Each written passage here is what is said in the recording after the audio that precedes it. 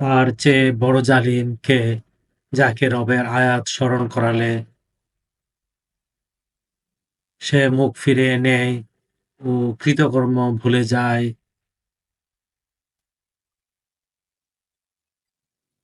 আমি তাদের মনে আবরণ দিয়ে রেখেছি ও কানে বধিরতা দিয়েছি যেন তা কোরআন না বুঝে।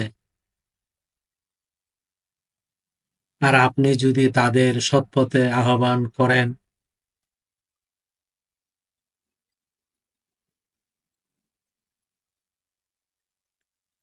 তবে তারা কখনো আসবে না।